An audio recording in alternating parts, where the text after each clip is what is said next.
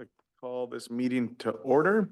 First, I'd like to acknowledge that the TNRD connects with many First Nations across our vast regional district, and today we are located on Tecumseh-Secwepemc territory, situated with the unceded ancestral lands of the Secwepemc Nation.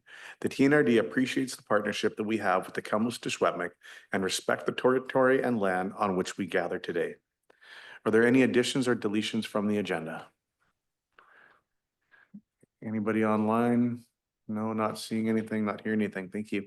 If I can have an approval of the agenda. Moved by Director Houghton, second by Director Morris. All in favor?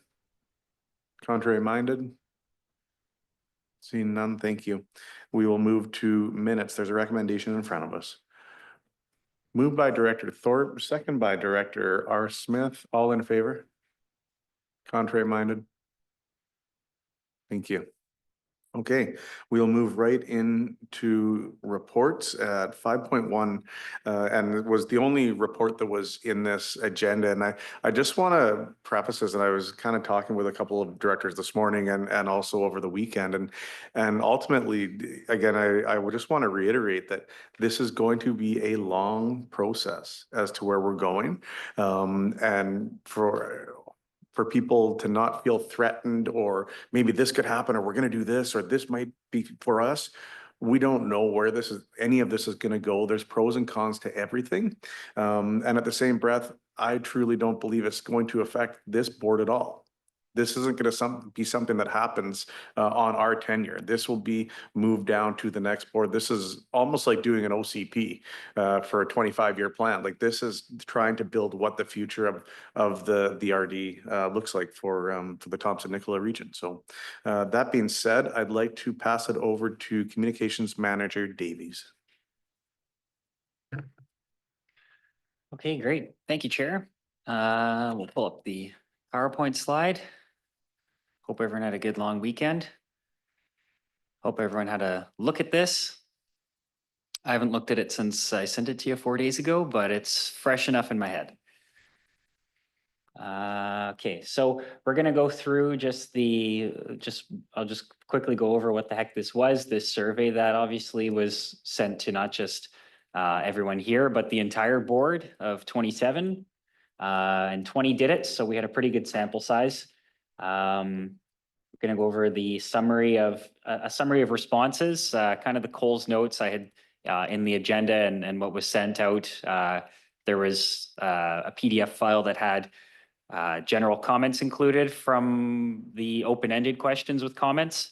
So I'll touch on those for everyone listening's sake. But hopefully you had a chance to look at that, because I'm not going to get into all the detail that was into that. And then we'll talk about next steps, which is kind of when I think, turn it over to this committee mainly. So obviously this survey you held your first meeting in December and asked us to prepare a survey for the entire board for this committee's benefit. And again, 20 responses received. The goal of this survey was really, it was non-identifying, so directors could kind of share their thoughts in a forum where they weren't, being recorded, I guess, or on the record, I guess, per se, even though it's all public. It doesn't identify who said what. And in the fact sheets, one of the directors asked me, and I'm glad somebody did when we sent out the agenda, about how come there's more bullet point of summary of responses here versus the number of people we said commented? Because sometimes people would have like 2 or 3 comments in an answer, and I was kind of spreading those out instead of, having them all as one bullet point, which could potentially identify somebody too. So just tried to mash it up a bit. You might notice in the responses, I kind of tried to, in mashing it up, there was such a diverse response that sometimes I tried to put conflicting responses side by side, because there was so much of a split, it seemed like, on things like the board's too big, 27's just right. So you might have caught that. And it was not identifying, but if you want to, it's not, you're welcome to talk about whatever you said in the survey. If you, want to say, I mentioned this or whatever, it's totally your prerogative. I meant to mention that fact sheet was also provided. So just wanted to have a bit of fun to start the morning here. See who looked at the fact sheet. Okay, anyone in the room or online? Does anyone remember this? When the TNRD incorporated in November this day this year, we had how many EAs and member municipalities? Anyone got it on their head? I'm sure people do, but I won't put too much pressure on. I'll keep moving. 14 and 6 when we incorporated in November 67. Logan Lake, Chase, Clearwater, Barrie, or Sun Peaks have been added in those 58 years. EAs O and P have been added. Other EAs have been deleted or merged, C, D, F, G, H, and K. So that's why the alphabet looks so funny when, not that, most people know what, an electoral area letter means in terms of a geographic area, but that's why we go obviously A, B, E, I. It wasn't just to do like the vowels in the alphabet and like the sugar thing or whatever. It was, we've kind of moved down the alphabet just a little bit. But yeah, we went from 14 EAs, now we have 10, 6 municipalities, and obviously we haven't lost any, and we've added 5. Summary of responses. So I'm just going to show there was the yes, no, maybe questions. So we'll go through the charts of those and talk about the comments for each of them briefly. So this was probably the most split answer out of all of the yes, no questions. And that's probably because there was a not sure button. Somebody even in the comments said, I wish there was a not sure button for this question. But I mean, this was kind of the crux of, do you feel the TNRD board is able to provide sufficient adequate governance with its current composition? So 7 out of 10 said yes. And we got a bit of a diversity of comments. Again, I mentioned in my preamble there, some people said we're way too big already. Some people said that there's diversity and a variety of views and perspectives with 27 members. Some people said the board size doesn't allow adequate time to speak. Some people said 27 voices gives a good cross-section of experiences, and it's not an unreasonable number of directors. These were written questions. What works well with the current governance and geographic composition of the TNRD? Got again a wide array of responses there. Some people said there's inclusive representation. Some people said Kamloops is the logical central point. The current setup allows for a large TNRD staff, which is useful for smaller municipalities and areas. Some people said subcommittees work really well, like utilities committee, where directors who participate in services are on these committees specifically. And we had a few people say there's good open dialogue between municipal and EA directors. EA directors share opinions together with support from municipal directors. People said the core services for areas are working good, and the diversity of political views and geography is good for the board too. Based on that, the wording of that question, that was probably the most kumbaya answer we had for the whole thing. What could be improved with the current governance and geographic composition of the TNRD? Some people said they were content with the current governance. Some people said we need a smaller board and fewer directors. Some people said we need a different system of voting per population. Right now, I think, right now I know the system is 1 vote per 3,250 residents, and that's based on census data when that gets updated. So some people are thinking that system should change. Next slide. Let's see if it's going here. There we go. Considering the size, population, and board composition, is each electoral area well represented? 50% said yes, 20 no, 30 not sure. Again, a bit of a split in the comments about this based on the yes-no split, as you can see. Some people said there's more municipal directors, which puts EA directors at a disadvantage. Some people said the population is too broad to justify 27 directors. Some said EA directors seem to be getting more attention. Some people said 2.5 years of good results we've had for the board, so all is good. Bit of a split. Now the same question, do you feel that each member municipality is well represented? A bit more saying yes to this, 65%. only 1 saying no, and 30% saying not sure. And again, a bit of a split. Some people said 1 director for each smaller municipality seems right. Some people went back to the Kamloops weighted voting perceived advantage. That was a comment heard kind of throughout. Should a study be done to review the governance, composition, or geographic boundaries of the TNRD? This is what I mean when I say we don't know exactly what you guys are thinking yet based on this survey. 55% say yes, 30 say no, 15 aren't sure. And sorry, I'll go back to that. Some people said they're not sure why a study was being contemplated. Some people said a committee should decide on a direction before we look at third-party costs. Some people said we should do it because a review hasn't been done in recent years. Some people said they're concerned of the use of staff time towards an initiative like this. I don't think any staff took the survey. I don't think that was us saying that. I'm not 100% sure. Moving on, a couple more written questions. Are there any benefits or efficiencies if the governance composition or geographic boundaries were adjusted? Someone said we should have an RDO. I think that means regional district office in northern areas to be in closer proximity. Some people said we should do a review for efficiencies, that the setup could be more fair for rural areas. Some people said there's no benefit to doing this. Some people said boundaries are fine, governance should be reviewed. Next question was, are there any implications or risks that would that would result from adjusting the governance composition or geographic boundaries? So instead of, are there any benefits? Are there any risks? Some folks said that there could be a huge cost for these changes to justify. Some people said almost exclusively this process would be a risk. That taxation funding changes could affect the TNRD budget. So here's a side-by-side. Somebody said there'd be no risks or no implications, and the comment I had below it in the summary was almost exclusively the whole thing would be a risk. So there's definitely a diversity of opinions. Should a fulsome review be undertaken of the current TNRD voting structure? This one's maybe a bit more from the very center line, but so 65% say yes, but still more than 1/3 are no or not sure.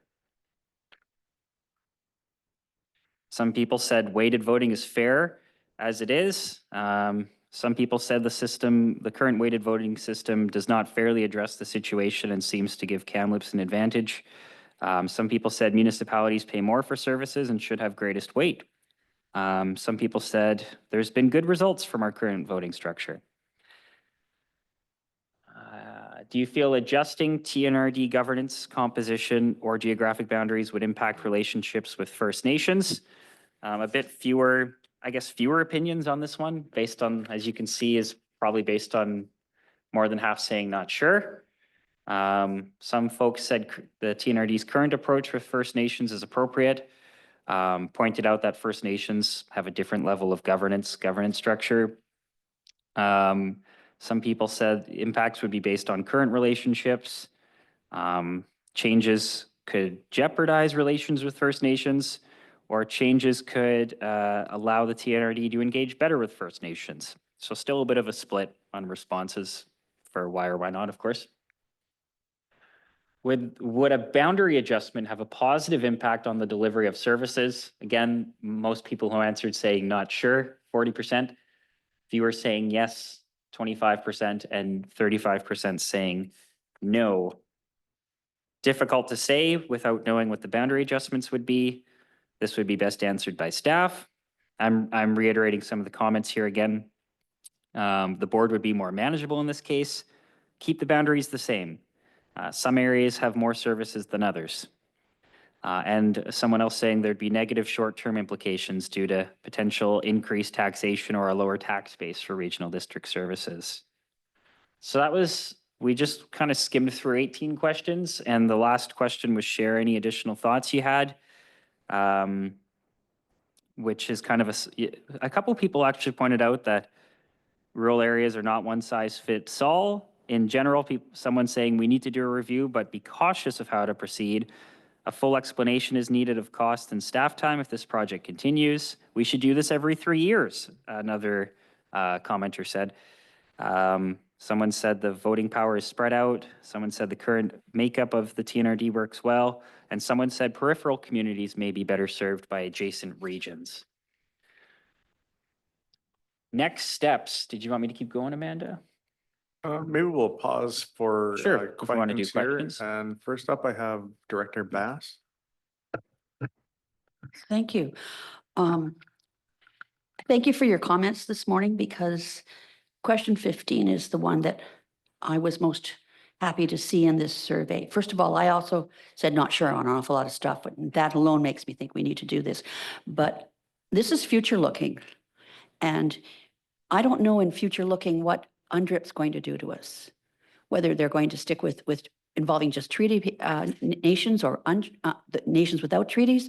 We need to plan for whatever is coming in the next decade, next 2 decades, because we have a lot of bans within our region. The provincial government at this time seems committed to UNDRIP, which it should be. And we need to stop thinking about us now and think about our next generation who's going to be sitting around, maybe not this table, and dealing with a government that may have brought in rules that make the size of us untenable. So that's the reason I'm here. I'm looking for I'm forward looking, way forward looking on this, and it's time that we do that and we plan. It's like succession planning, you know, you should do it.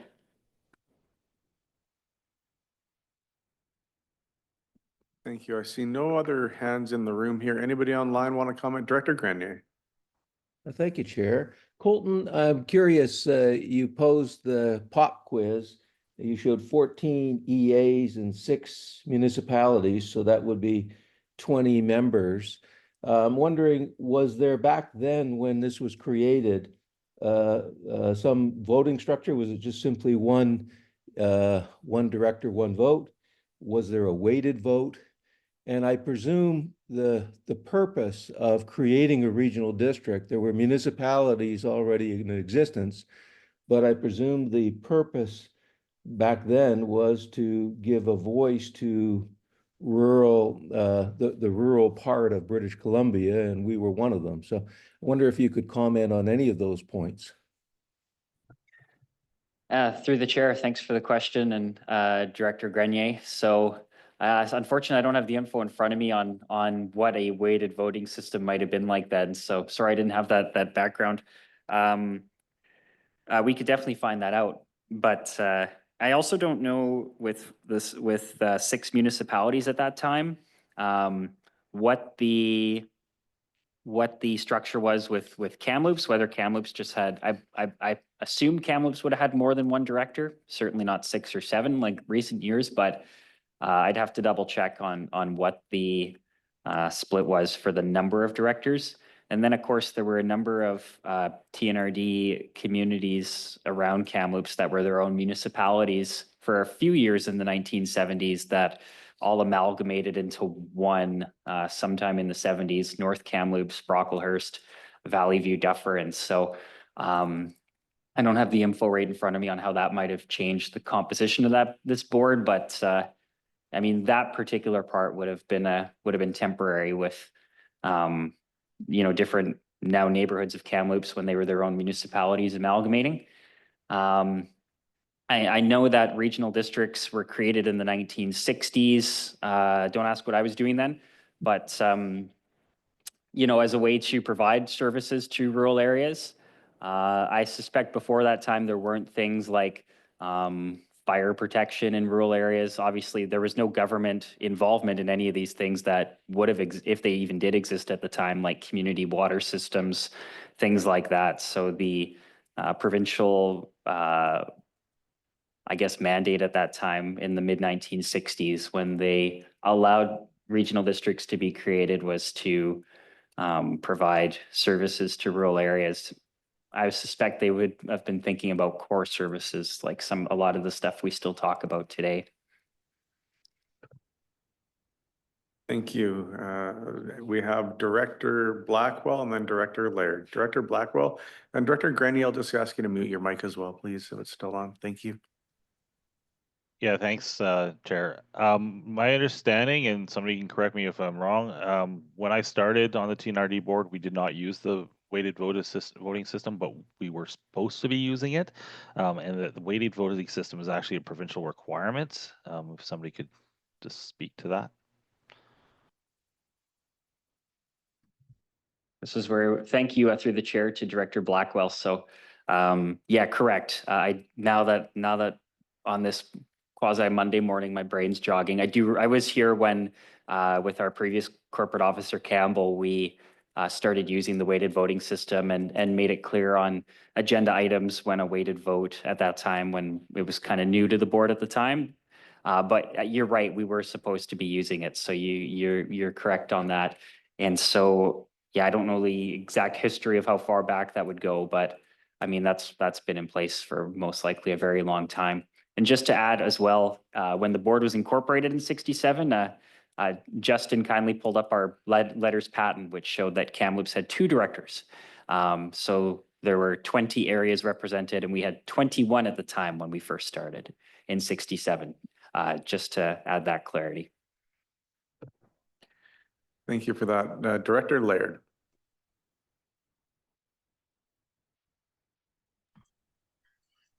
Thank you, Chair. Just a little, what we had before the regional district was local improvement areas. And there's still quite a few in existence. At this time, as far as I know, the provincial government is wanting to remove any local improvement areas and put them into a regional district. I'm having that discussion with our Lower Nicola Local Improvement Water District. At this time, they don't want to do anything other than exist the way they are, but no funding is going to any local improvement areas. They would strictly collect their fee for service. And when the regional districts came in, there was a lot of the local improvement areas that obviously you can see now there's even more of them that have switched and become TNRD operated services. Thank you. Thank you for that, Director Laird. Very helpful. We'll go to Director Houghton. Thank you, Chair. So thinking about this on the weekend, when we talk about the boundaries of the TNRD, I think we all think about the outermost boundaries, north, south, and east and west. But we've got another major boundary within that the government of the day, the NDP government back in '72, arbitrarily gave us, and that's the boundaries of the city of Kamloops. Nobody had a say in that. They took an arbitrary line, went halfway through Knutsford and down around Effley and around through Westside and come back to town again. And we've lived with that for the last X amount of years. So I guess maybe if we're looking at redoing the boundaries, it's the city of Kamloops themselves looking at restructuring and widening their boundaries out into the outermost part of the city boundaries into the TNRD and make it a larger city, because I think we're looking at 2 different things here, but one on one, I think we're looking at the same thing. Thank you for that, Director Houghton. And certainly OCPs get updated somewhat regularly. We are doing a minor update to our OCP right now, not a major overhaul, which I believe we're in the middle of it right now and should be done by the end of this year.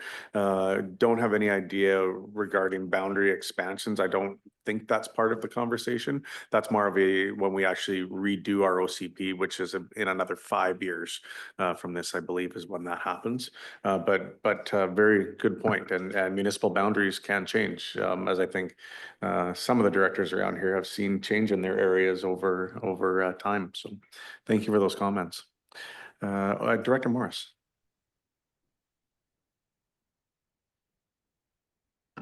Just specifically on that note, is indeed the broader conversation, I've got a whole bunch of notes, but just touching on one at this point. The this integration of what we're currently calling fringe areas, and then the municipal piece is there, to me, seems to be one of that really long-term consideration we have to give a lot of thought to, as to where those growth rates are going. I know for myself, sitting out where I sit, not completely sure on the larger scope of the entire TNRD area, where are we being impacted or will be in the next 15, 20 years on these fringe areas and the impact on that? Because my sense is that the role that we're here to do today is to look at that 20-year window. And so that's one of the ones that and gain where those density changes and growth are going to be, and who is going to be mapping what does that look like. So that would be my only comment right now. I've got a few others that I'll cherry pick as we go along. Perfect. Thank you for that. Seeing nobody else online with their hands up, I will pass it back to Manager Davies.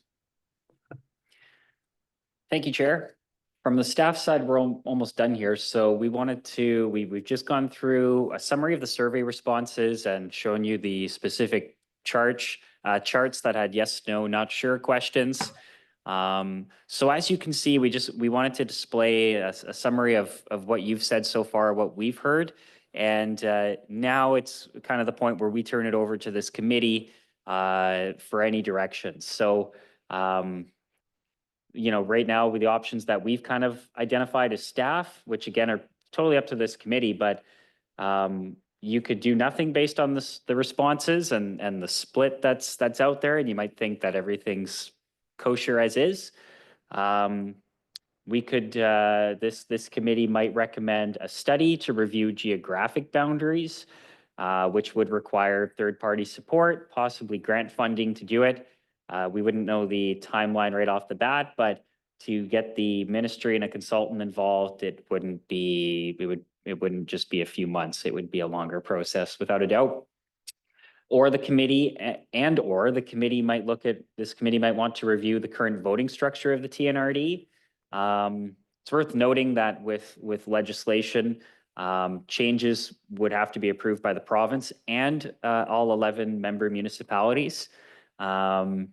This wouldn't be a fast process either. Again, looking at something that would require quite a few layers of approval and would probably require support of a consultant or temporary dedicated staff resources. Would the committee want to look at spending X dollars to hire a certain staff person to be able to look into these kinds of things? So that's something that this committee will have to think about as well, is that part. I don't know if Manager Ellison has anything to add. Yes, sorry, I just wanted to add one more thing. For either option 2 or 3, but especially number 2, if we do want to move forward in any way with completing a study to review geographic boundaries, the ministry to apply for the grant funding, we require more specific direction. We can't just say we want to look at boundaries. We need to be really clear. What is the boundary we want to review? Is it merging an AAA or moving an AAA? I'm kind of making things up, but we have to really articulate that in that application. So picking either of these ones, this is our broad brush, but we definitely need a lot more detail in order to be able to move forward with any of the action items related to either. Thank you for that addition. That really helps give us a little bit of a clearer picture. Next up, I have Director Smith. So my understanding of the purpose of forming TNRD as another level of government back in the day was for planning purposes.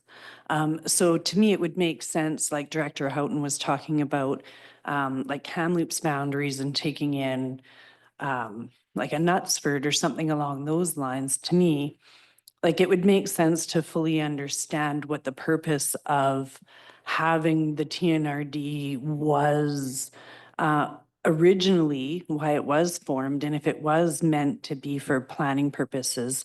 And I think we've seen it now where we've inherited water systems that we've had to upgrade. I'm pretty sure that Kamloops has also inherited their share. So like that would make sense to me to have it for planning purposes, but because those are expensive systems to maintain and they do end up being somebody's issue at the end of the day.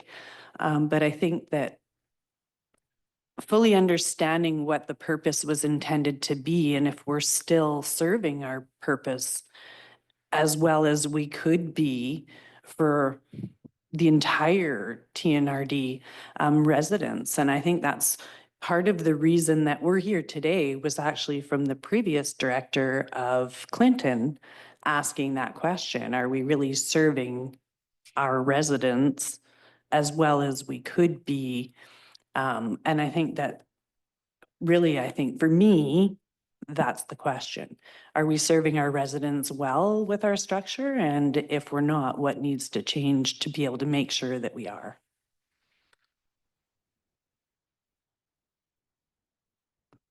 Thank you for those comments. Director Morris, you look like you're about to put your hand up. Are you? Yeah, okay, Director Morris. So just, thank you.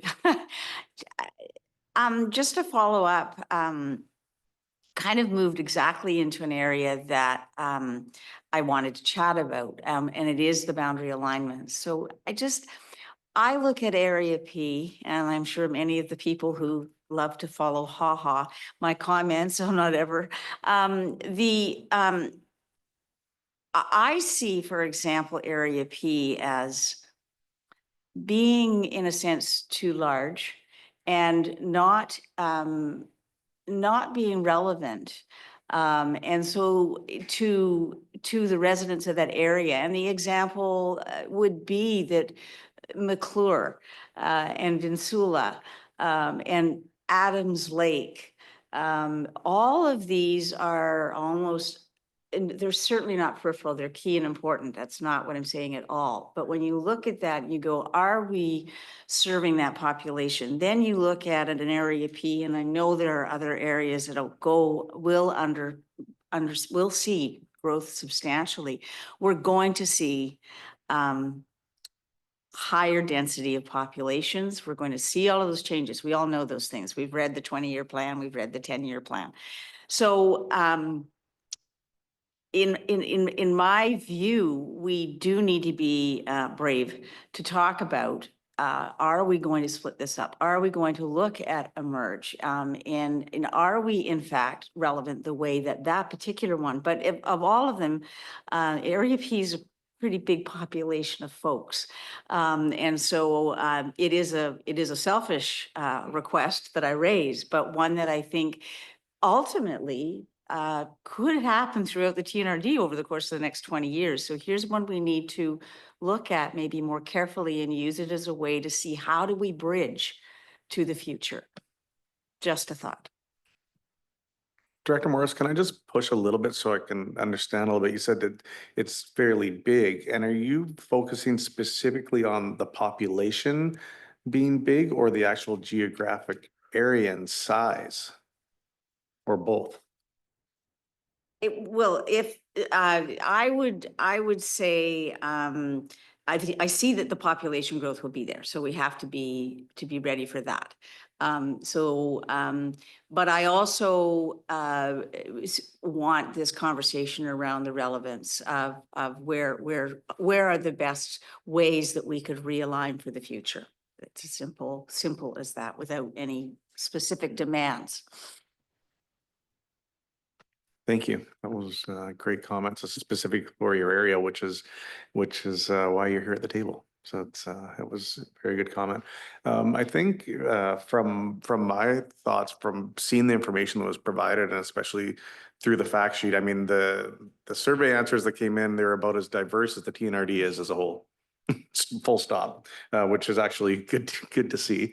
And on the fact sheet, I think it's given us a really good internal picture of where we are and what we are. Where my head started going and leading me to is, how are other RDs doing it? What are the geographic sizes? What are the population size served by an EA, as an example? I don't know outside of our own sandbox what's happening on the other side. And I think that would be important for this committee to look at, to just to have an idea of how other things, how other RDs are operating and where those boundaries are, what the populations, those types of things. And certainly not saying every RD in the entire province, because that would probably be a fairly large undertaking, I think, by staff, but really just knowing what's going on around us before we move forward. Any thoughts on that from any of the directors around this table? Director Houghton and then Director Morris? Two things. When we're looking at changing or updating or whatever you want to call the process we're going in, I think the most important tool that we as a group do is our once a year trip to outlying areas. I don't think a lot of us get to the four corners of the riding or have been to the four corners. And I'll just bring back our trip to Blue River when we went up there. Been a long time since I've been up there, but it's a very important part of our riding. And I think we have to understand our four corners and know what happens within them. And I think we criticize the federal government and the provincial government every time we have boundary commissions and boundary realignments, and because they don't seem to take the input and they just do a arbitrarily line like seems to have happened here the last couple of elections. So we got to be very careful. And I think the most important thing is knowing geographically. I always look at boundaries like this is where do people most commonly do their business, or where do they go to do their monthly stuff? And I mean going to the doctor, to the hospital, to their banking and whatever. And that's why I made the comments about one of the communities that presently are in another regional district, but they are also included in our hospital district. And maybe that community in that area might be better served by drawing them into our area because traditionally they come to Kamloops for their means and goods. And you look at the boundaries, the other boundaries of the outlying areas, you look at the 70 mile to the north and Jim Smith's. Once you go past 70 mile, people traditionally head to Williams Lake. I mean, you go past the Blue River area, you're Valemont and around the corner to Prince George. So I think that's good. And go east, sure, and definitely wouldn't go any further east than Chase. So then you go the other way to Stump Lake, and then you head down Trish's Way down the canyon. I think those boundaries are relative to where people do their business, and I think that's why we should be looking at the outermost boundaries and maybe tidying them up within those boundaries. So I'll leave it at that. Thank you. We have Director Morris and then Director Blackwell online. Director Morris. Yeah, I'm fine, thank you. I'll skip right now anyways. Thank you. Director Blackwell. Yeah, just looking online, there's actually a provincial government page that breaks down all RDs at time of incorporation as well as at time of 2021 census for voting and population numbers. If we had chat, I'd drop that in the chat, but after this meeting, I'll be able to drop it in an email. Just can't do it from the laptop I'm using. Absolutely agree with Director Houghton. As far as the outside dimensions of the RD, to me, it's, where do you go to school? Where do you do business? Where do you go to the doctors is sort of the necessary boundary for that. And, and I do feel for communities like, not wanting to add one, but I feel for communities like Lillooet, because I do believe they actually feed a lot of their business into our region versus going over the Duffy and down into the regional district that they belong to. But specifically on voting structure, if you're asking whether or not we're going to go forward with any of this, I could see looking at internal and external boundaries to some degree and having a look at that. But as voting structure, just with the fact that you're going to need all 11 TNRD member municipalities to agree to change that, I see that at this point as a pointless path to go down, because I just don't see the municipalities wanting to change that structure at this point. But back to Director Bass's point, we need to look at this 5 to 10 to 15 years in the future, because that's when the real change is going to come on board through First Nations involvement, direct involvement in RDs, and maybe we'll see a parallel First Nations RD as a way of moving forward. But right now, the structure we're seeing on Treaty Nations, especially on Vancouver Island, is direct involvement in the regional districts, and we have to be prepared for that.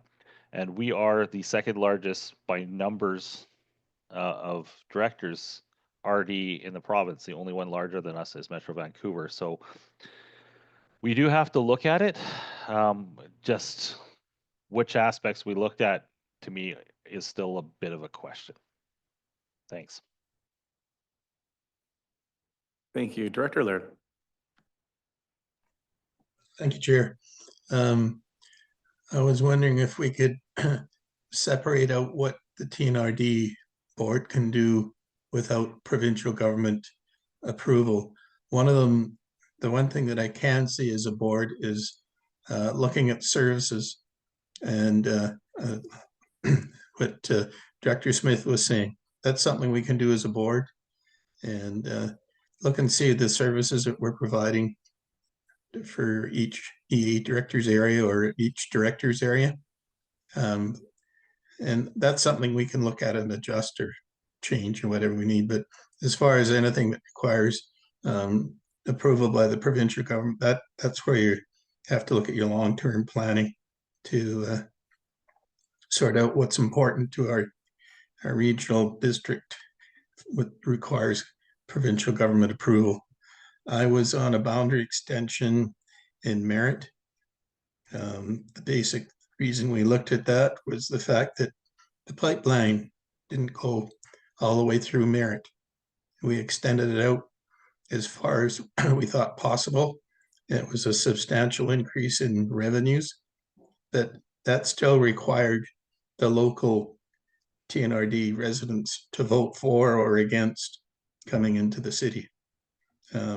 Portion voted to come in and a portion voted to stay out. The portion that is still not part of the city and it's right on the border. So when you look at boundary expansions, there's a process that you have to do, and it usually has the residents involved in voting. Recently, I was told that the city of Merritt was taking over Lower Nicola. It could be a possibility, we don't know. But anyway, those are the two things. Basically sort out what we can do and on our own and what we need provincial government approval of. Thank you. Thank you for that. And General Manager Ellison, I think you have some comments to add.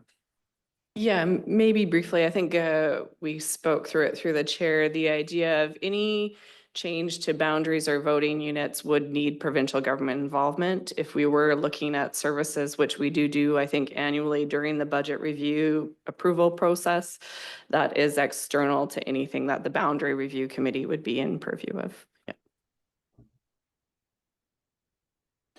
Thank you for that. Anybody else on, Director Houghton?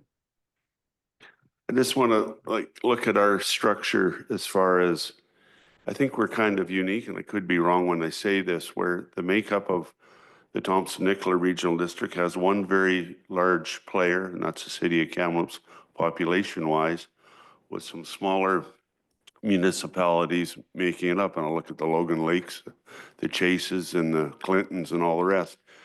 And then you've got the outlying areas that are outside of all of those. Where you look at like the Caribou Regional District, you got the major city of Williams Lake, you got a town 100 mile, and the rest, to my knowledge, is hinterland back in a real true regional district. So I think we may be kind of unique where we've got X amount of municipalities, smaller ones with one large one, with a large area of unincorporated land making up a regional district.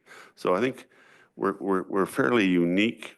I could be wrong, but I think we are. And all these little towns were incorporated for a reason, and they do deserve a vote. And all the four corners of the, as it stands now, of the regional district deserves a say. And I think that's the reason it was made up. So I'll just leave it at that. Yeah. Thank you, Manager Ellison. Oh, sorry. Through the chair, that was me. So I was actually just looking at this based on the to Director Houghton's comment. the kind of looking at all the 27 RDs on this webpage where they have their voting strengths posted. So TNRD is probably a bit unique that way, but comparables would probably be Regional District Fraser Fort George, where Prince George has 20 of 31 weighted votes, and Central Okanagan, where Kelowna had, it was just over 60% as well, 27 out of 43 votes. And the city of Kamloops is about 55% of the weighted voting, just over that.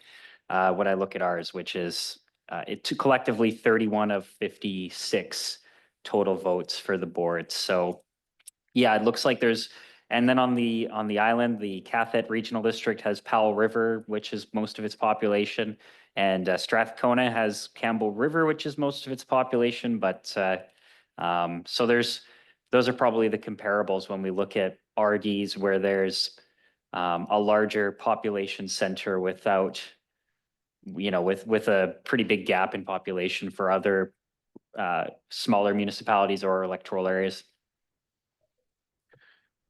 Thank you for that. Sorry. And like for the Okanagan as an example, the Kelowna one, how many directors are there on that board? Ooh, I'd have to I don't know offhand how many are to the chair with the city of Kelowna on their board. And I believe, sorry, it looks like there's 12 directors, six from Kelowna, if I have that right, based on the provincial page I'm looking at here.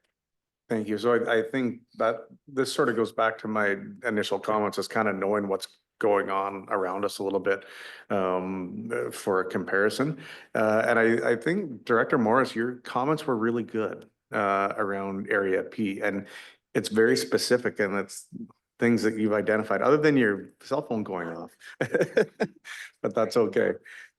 And I wonder if there are other EA directors or directors around here that have their specific thoughts on their areas of things that may need to be tweaked and changed. And that's not really a specific question we've asked directors, correct? Is there something that they would like to see changed or needs to be addressed or looked at in their area?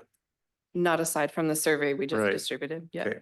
I mean, this was really good commentary from one director. And obviously there's only 10 here out of the 27 that we have. So it'd be very interesting to see what the other ones do as well, which would probably be fairly easy to send out an email and just ask for thoughts such as yours to help us guide going forward if there's things that we're missing, and we don't want to miss things as we go through this.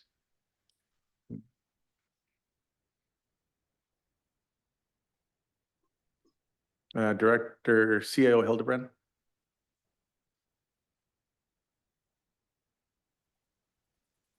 We can't hear you, CAO Hildebrand. I see you're not muted, but we can't hear you. We're just going to try and adjust the sound on our end.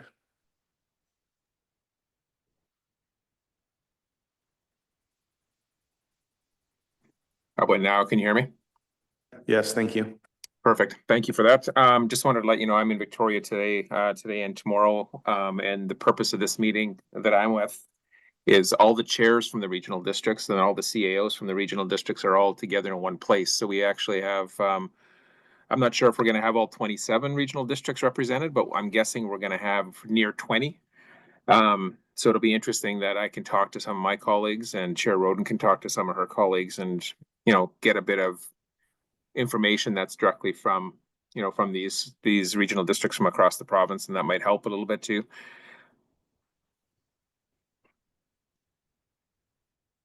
Thank you for that. So I don't see any other speakers. I guess direction for staff and leading towards the next meeting. I think we heard a little bit from Director Morris about what the growth plans are and how that may overlap on these peripheral areas to major centers, essentially where the growth is going to be, will help us. Also looking at what the other RDs are doing and how they're broken up, as we heard was 12 directors for the Okanagan and how that goes. And there was one other key thing, sorry, that I'm missing here. Oh, sorry, I'm just trying to surmise what I've heard, but having a breakdown, if we reach out to directors, if they have concerns specifically for their area, not looking at things holistically for the TNRD, but for their areas that they think need to possibly be looked at. Those were a few things that I've heard today. What have I missed?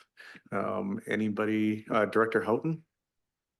I think this is getting back to what Director Blackwell said, and I think I put it in my survey too. How do you go about it on this end if collectively, maybe a few of us think that adding a part of another regional district that happens to be on an outer boundary of ours might have a better fit within ours?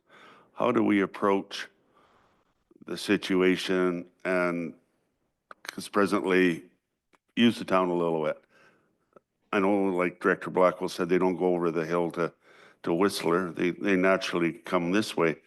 Has somebody like them ever been approached to join our regional district?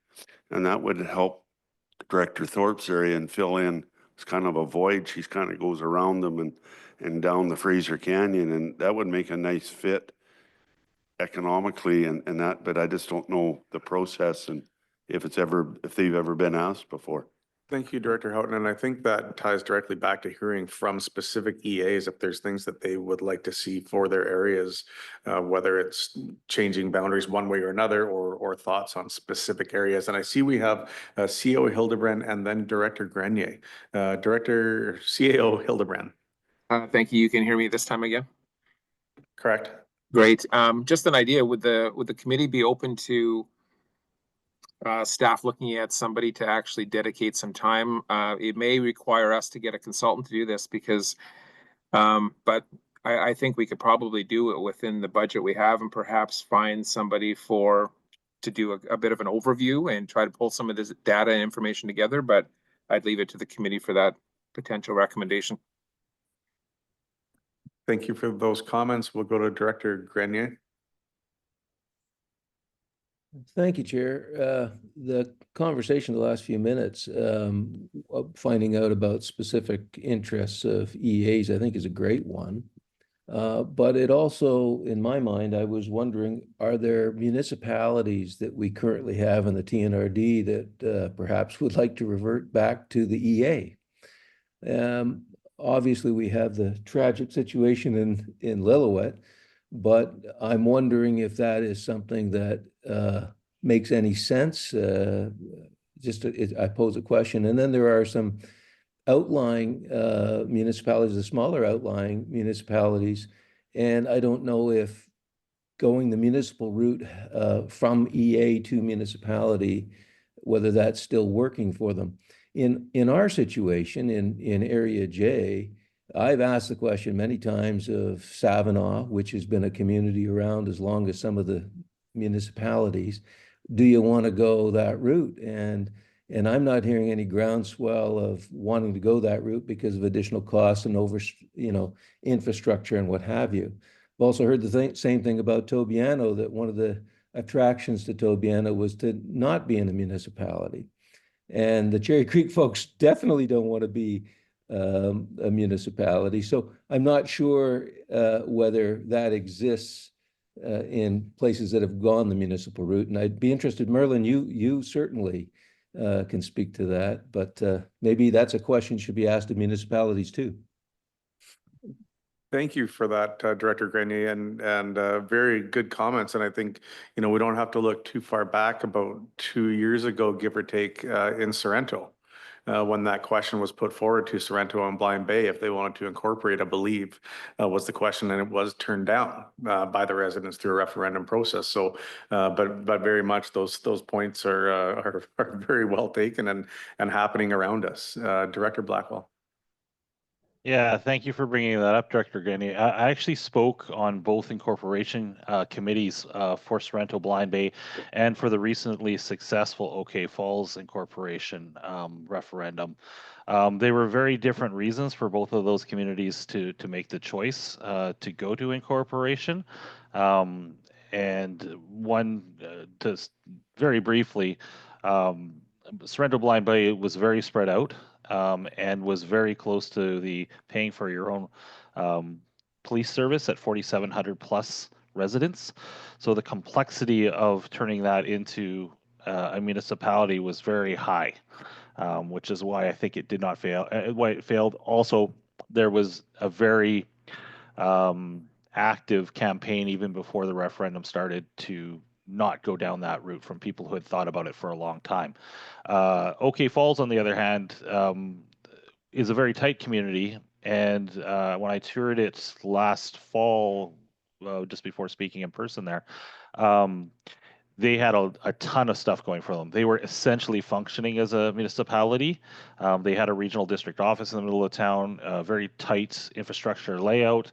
Infrastructure was in exceptional condition. And there were very few issues other than, yeah, there was I mean, most of the roads were freshly paved. So there was a lot of things that basically said, you know, it makes sense to take on our local destiny, because there were a few things that they did want, like a high school. So there are a lot of reasons, and it's usually growth that drives people towards becoming a municipality. And then back to Clearwater and Barrier and Sun Peaks, those were all very close referendums, if I recall. And it was mostly just to get control of your own local services in all those cases. And there's things that I would change and have suggested to District of Clearwater Council about the dimensions of the District of Clearwater and the number of things that we have taken on. Clearwater, to be quite frank, in some areas is too large, and then other areas is too small. But yes, the inheriting, as a couple other directors mentioned, the inheriting of services without knowing what you're getting into is something that we all struggle from, including RDs. So there are a lot of different reasons, and I can see why at this point in history, a lot of citizens would not want to take on another level of government, because basically a lot of people are anti-government right now. But yeah, there is no black and white on that, from all the things, and I'll be going back to OK Falls to be there for the startup of their local government. It was a fascinating process. So anyways, I'll just stop talking there because I don't think I actually said anything. Thank you. This is fascinating, Director Blackwell, and I think you're going to have a couple questions from directors just to pick your brain. I've got a question, then Director Smith has a question. Going back, when Barrier Incorporated, one of the main reasons for their incorporation, was it not so that they could access different federal and provincial funding? Was that part of the reason that they did incorporate? I do see it's Director Kershaw on there, but that was one of the large selling Sorry, points. Director Kershaw. I'm fascinated by Director Blackwell, but I'd love to hear your comments as well, in a good way. Yeah, and to that point, you know, and Director Kershaw pipe in on specifically on Barrier, but District of Clearwater achieved over $30 million worth of federal and provincial grants after incorporation that were unavailable to the RD at the time. And that was in about, I think, the first 10 years. We currently are sitting on either in place or pending, I'm going to say another $11 million that will roll out in the next 3 years, that would not be available to RDs for what they're doing. And so that is a large reason for that.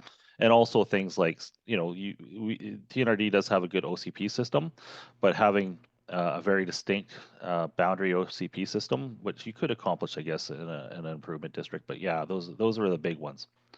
Thank you. Director Kershaw. I think Merlin was correct in when he said having control of your own destiny was the main driver. For the people voting anyways, they're less aware of funding available and stuff, but I think they agreed on that we should be able to direct ourselves more, have more control over that. Thank you for that. Greatly appreciated. Okay, I think, sorry.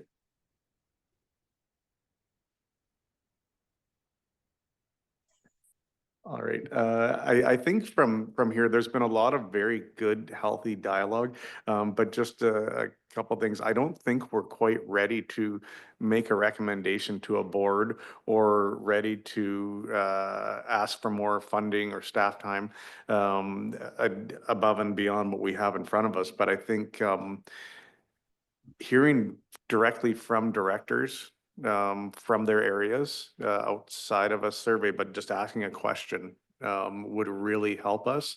Yeah, and understanding again what's going on around us. And I see Manager Ellison getting ready to correct me on something. Manager Ellison. Not correcting through the chair, just adding more information. I think staff has a good idea in terms of where to go next. I'm prefacing it with this still will require more resources. I think CAO Hildebrand mentioned earlier, we probably have some available funds and a staffing budget somewhere to help us hire even a consultant to help gather some of this. So even pulling together information on what other RDs are doing, looking at that together with future population growth, with what feedback from each electoral area member is going to be time consuming in itself. So that's where I would be recommending that we are looking at hiring a consultant to help us put together that information. I use the word consultant quite loosely, maybe casual, temporary staff of some additional resources, lack of a better word. Thank you for that. Director Morris. Sorry, just one final little follow-up. As we were talking, I'm still thinking about this shared model process on the boundaries. Oh, okay. You can, okay, no worries. Just to leave it on the table, literally, is if we, in our thinking as we go forward, thinking about these shared models between regional districts and how can we make effective decisions and create partnerships. So the edge of the CSRD and the edge of Area P over there, over on that side with the Adams and everything. Obviously, there are legal implications, legal agreements that need to be struck and different operating systems. So let's just put it on the table that we've still got that to engage with the residents a little bit more and move forward on those things as well, if possible. Thank you for that. Director Smith. Thank you, Chair. I just have a question, I guess, of staff. What is the, like, how, is it even possible to sort of get a prediction for the future of what our voting structure could look like if we were to incorporate all of our Indigenous governments? Because I think that getting a sense of, I mean, if you're looking 20 years into the future, you've kind of got a sense of how many people would actually be sitting at this table and what could that look like. I think that's a big piece of what we have to look at. So I don't know. I mean, that's to me, including, of course, your population growth areas, if there's certain areas that are on certain trends, I mean, is there any way to predict what that could look like in 20 years from now for our numbers sitting in this room? Manager Davies. Yeah, good question. Hard to know. I don't know if other staff would know like where the province is at. I know this has been talked about since UNDRIP came up a few years ago or came forward. But I mean, we have 25 separate nations like within TNRD geographic boundaries. And right now the voting strength per pop is one weighted vote per 3,250 residents in any area. And so interestingly for our EAs, like for Area P, for example, there's 3 weighted votes because the combined population is about 8,300 residents in the census. About half of that is First Nations population. And I believe most of that would be Tk'emlúps.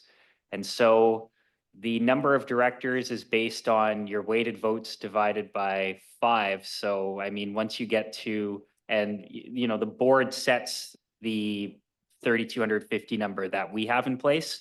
Like I talked about RDCO, Fraser, Fort George, they all have different numbers. Like RDCO is 1 vote per 5,500 residents, right? So that's why they have fewer directors, like for the city of Kelowna, which has a way bigger population than Kamloops, but has 6 on their board.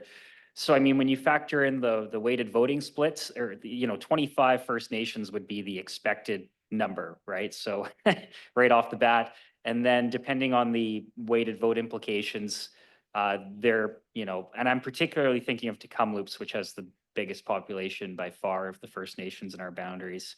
But it could be a bit higher than 25, somewhere way down the road when that happens. And so, yeah, just to point out too, that any impact to that based on weighted vote for EAs being based on the combined population with, the First Nations within the boundaries, we don't know either what kind of impact that part could have too.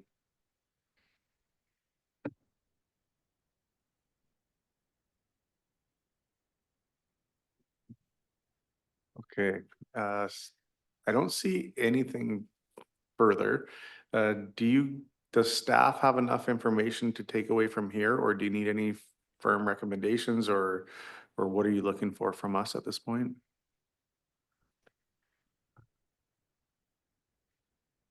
I think given the amount of work and the required resources, although it's additional, it's probably something that we can just continue to move forward with and bring that back for information at the next Boundary Review Committee meeting. Perfect, thank you. Okay, I don't see any other hands up online. I see nothing around the table here. And any new business from directors? Thank you. Seeing nothing further, this meeting's adjourned.